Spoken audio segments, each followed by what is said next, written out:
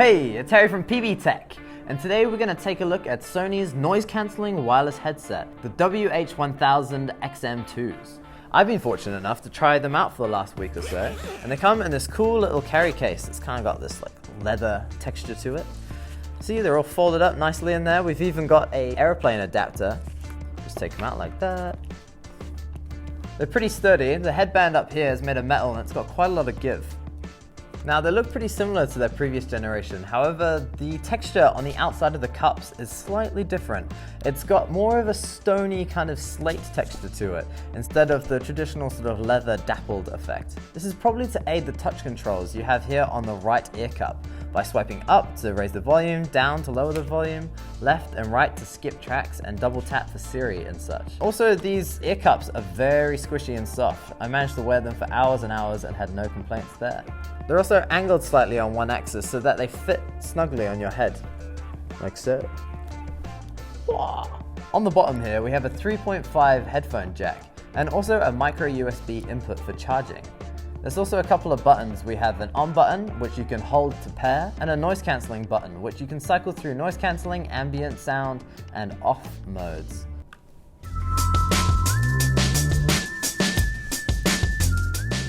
The M2's out-of-the-box sound is great. They've improved upon their bass tones from their last generation, and even refined some of their high treble. But if that isn't enough, the app support lets you change all of the EQs and the surround sound effects. The M2's standout feature has got to be its noise cancelling. I'm probably shouting a lot right now because I can't hear myself even talk. It works by these little microphones detecting any sound and nullifying it, so that I can only hear the sweet, sweet music. But if somebody wanted to come over for a chat, I can simply raise my hand to my right ear cup, which activates the Ambient Aware mode. So now the microphones act as amplifiers, and I can actually hear everything everyone's saying about me. It's a retailer. Oh, really, guys? But the issue is, the gesture you have to perform to activate the Ambient Aware mode kinda looks like you're just trying to listen to your music more intently, and not to the person trying to talk to you. You still here? To combat this, there is an aforementioned button right here on the back, which you can use to permanently activate the Ambient Aware mode, or just turn off sound cancelling altogether. Also, the lady trapped inside these headphones sounds like she lives a very pleasant life. Battery level high, as opposed to other brands where they sound like they're slowly being tortured.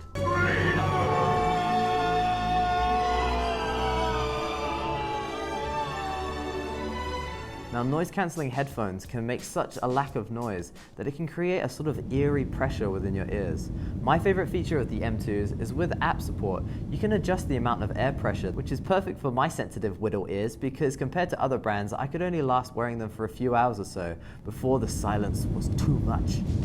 Let's talk about connectivity. On the outside of the right ear cup, there's a little NFC symbol, which means near-field communication.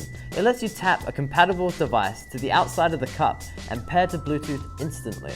The M2s are also aptX compatible, which is an algorithm that if you have a compatible device, lets you listen to high-quality Bluetooth audio. To top it all off, the M2s include LDAC support. LDAC being the highest quality codecs available on Android 8.0 devices. And you know what? Now we can turn all of these settings to max. Boom.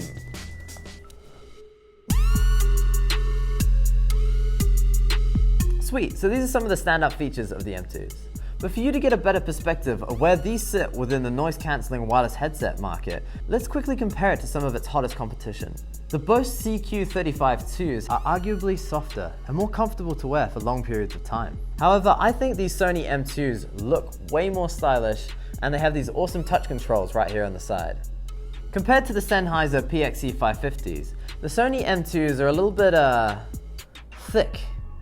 I didn't mean it like that, I'm so sorry. I'll take it back. Just water weight, I get it.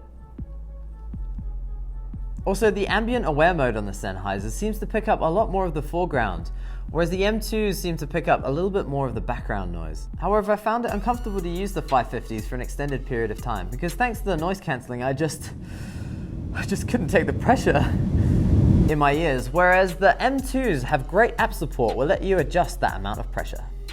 The last comparison I'm going to make to the M2s is the Beats Studio 3s. I think aesthetically speaking, the Beats are slightly cooler looking if that's your priority. They're just not quite as lit, quite as swagger, quite as sick looking. I'm not judging or anything, you can look as cool as you want.